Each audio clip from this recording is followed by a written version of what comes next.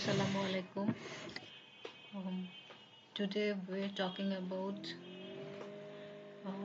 another tags, that is content tag. গতকালকে আমরা গতকালকে আমরা হেড ট্যাগ নিয়ে কথা বলেছিলাম। আজকে আমরা কন্টেন্ট ট্যাগ নিয়ে কথা বলবো। কন্টেন্ট ট্যাগ নিয়ে কথা বলবো। সো হচ্ছে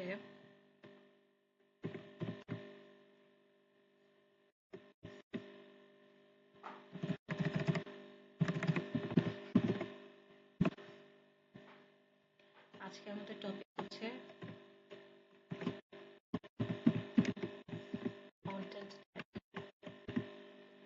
সো কন্টেন্ট ট্যাগ বলতে অনেকগুলোই কন্টেন্ট ট্যাগ আছে। কন্টেন্টটা কি? আমরা হচ্ছে ব্রাউজারের মধ্যে যেসব ব্রাউজারে হচ্ছে যা দেখতে পাই, সেই সব কিছুই হচ্ছে আপনার সেই সব কিছুকে হচ্ছে কন্টেন্ট ট্যাগ। লাইক হচ্ছে এইখানে যে আমরা ইউটিউবটা দেখতে পাচ্ছি, এটাও কন্টেন্ট। এই ওয়েব স্টোর দেখতে পাচ্ছি, এটাও কন্টেন্ট। অ্যাড শর্টকাট, এটাও কন্টেন্ট। যদি আমরা কোনো ইমেজ ইমেজ নামের কোনো যদি ব্রাউজারে খুঁজি, তো এখানে হচ্ছে এগুলো সবগুলো একটা একটা করে কন্টেন্ট। ঠিক আছে, এটাই হচ্ছে কন্টেন্ট। আর এই কন্টেন্টগুলো মেক করতে ব্রাউজারে এসে বিভিন্ন রকমের আপনার হচ্ছে গিয়ে কি করতে হয়, ট্যাগ ইউজ করে কোডগুলো করতে হয়। সো হচ্ছে এখানে হচ্ছে যেটা বলতে চাচ্ছি যে তো এটাই হচ্ছে কন্টেন্ট, এগুলোই হলো কন্টেন্ট। আর কন্টেন্ট ট্যাগগুলো কি? কন্টেন্ট ট্যাগের আন্ডারে আছে, আমরা বলেছি যে হেড ট্যাগ। হেড ট্যাগটা হচ্ছে যে যখন ফন্ট সাইজটা বড় বা ছোট ওয়াইজ হচ্ছে হেড ট্যাগটা ইউজ করা হয়। আর আমরা যখন কন্টেন্ট লিখবো, সেই কন্টেন্টের মধ্যে কন্টেন্টের সাইজটা কি হবে সেটা মেনশন করার জন্য হেড ট্যাগটা ইউজ করা হয়। সেক্ষেত্রে এখানে H12 H6 হেড ট্যাগটাকেও হচ্ছে গিয়ে আপনার কন্টেন্ট হিসেবে ধরা হয়। ঠিক আছে, সো এটাও কন্টেন্ট ট্যাগ। দেন আছে paragraph tag, then span tag, strong tag, div tag and embedded tag. So হচ্ছে এখানে এই কয়েকটা লিস্টেড আছে, কিন্তু এর বাইরেও আরো কিছু কিছু আছে।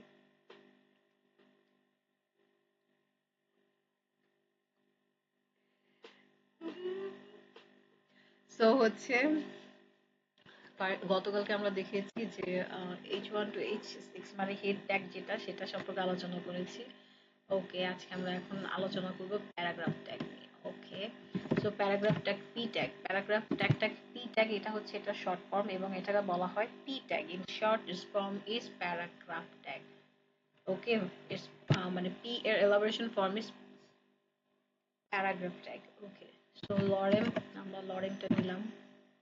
লরেম আমরা পুরোটা নিব না, লরেম আমরা 12 ওয়ার্ড নিব। সো হচ্ছে এই হলো আমাদের লরেমটা নিলাম। সো হচ্ছে এটার আউটপুটটা আমরা একটু দেখে আসি। এটার আউটপুটটা এরকম এসেছে।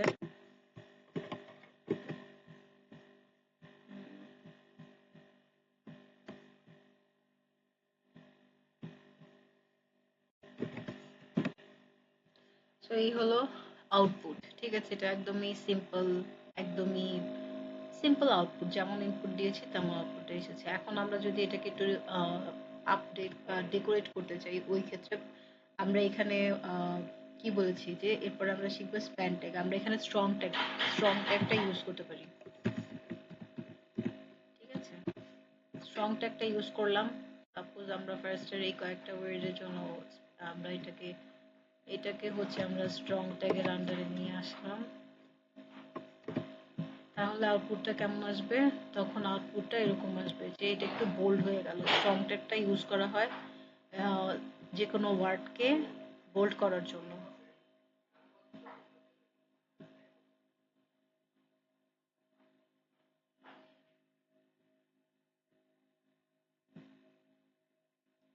ওকে,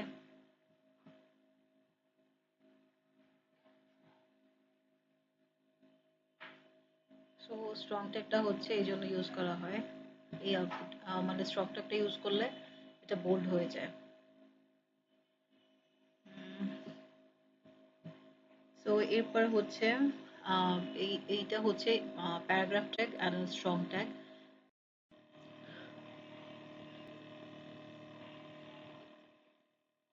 অ্যান্ড এখন আমি যদি হচ্ছে এমবেডেড ইউজ করা হচ্ছে, এমবেড ট্যাগটা ইউজ করব।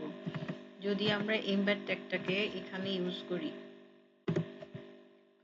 এমবেড এর ফুল ফর্ম হচ্ছে কি বলতেছি, ইএম এর ফুল ফর্ম হচ্ছে এমবেড।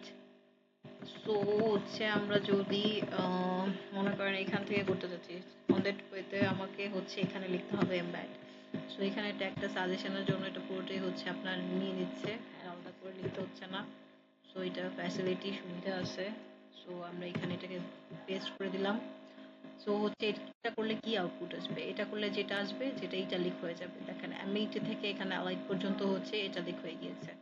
সো এটাই, এটা হচ্ছে এমবেডের জন্য। So in short, lorem Epson থেকে আমার যে অ্যালিগোয়াম এতটুকু আউটপুট এসে, এটা হচ্ছে প্যারাগ্রাফের জন্য, যে প্যারাগ্রাফে আমি এতগুলো ওয়ার্ড নিয়েছি। সো আমি এখানে যদি আমি এর চেয়ে বেশিও কন্টেন্ট করতে চাই আমি করতে পারবো। এখানে আরো যদি আমি লিখতে চাই প্যারাগ্রাফ, এখানে আমি একদম 1000 ওয়ার্ড, 2000 ওয়ার্ড ওর 5000 ওয়ার্ডের ওয়ার্ড যে কোনো সেন্টেন্স ওর আমি লিখতে পারবো। So it should not be any fact, আর আমি যদি চাই ইমেজেসও অ্যাড করতে পারবো। এগুলো আমরা ইন ফিউচার দেখবো।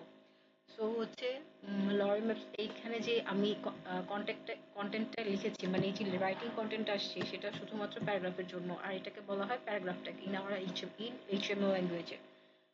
আর হলো আহ, এখানে এরপরে এখানে লরেম থেকে শুরু করে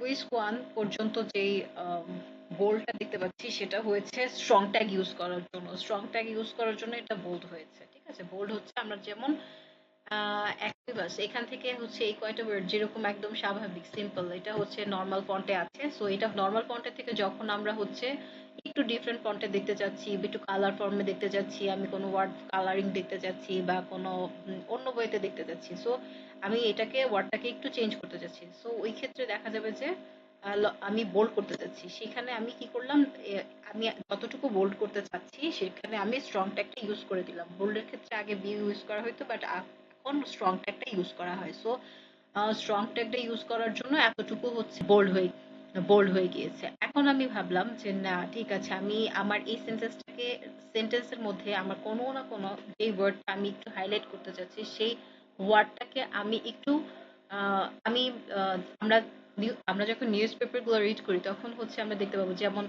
বোল্ড করলে ওইটার দিকে একটু দৃষ্টিটা বেশি যায়, কারণ হচ্ছে যে ওইটা একটু বোল্ড করা থাকে, যে হ্যাঁ মানে তার মানে ওই ওই ওয়ার্ডটাকে ওই সেন্টেন্সটাকে হাইলাইট করা হয়।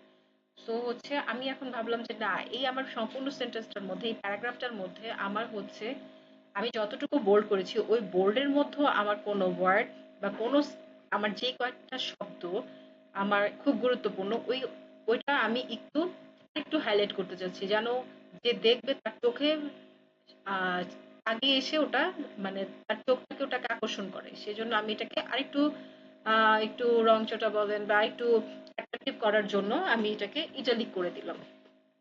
আর ইটালিক করার জন্য আমি এখানে ইউজ করলাম এমব্যাড। ওকে।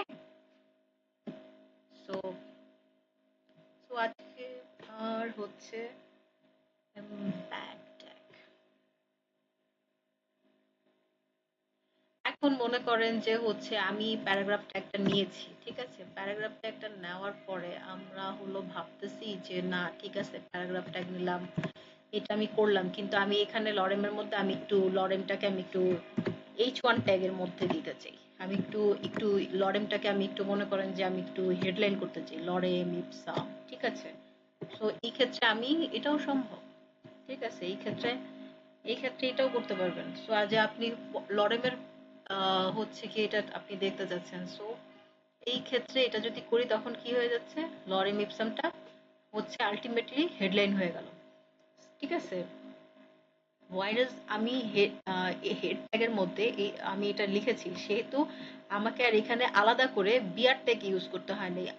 এটা অটোমেটিক ভাবে আহ, আপনার হচ্ছে হেডলাইন হয়ে গিয়েছে, এবং সম্পূর্ণ প্যারাগ্রাফের মধ্যে যতগুলো আরো যে সেন্টেন্সেস গুলো ছিল সেই সবগুলো সেন্টেন্সেস অটোমেটিক ভাবে নিচের লাইনে চলে এসেছে, এবং এখানে দুইটা লাইনে দুটোই এখানে হচ্ছে গিয়ে আপনার হেডলাইনের আন্ডারে এখানে তার প্যারাগ্রাফটা শো করতেছে, ঠিক আছে। সো আজকে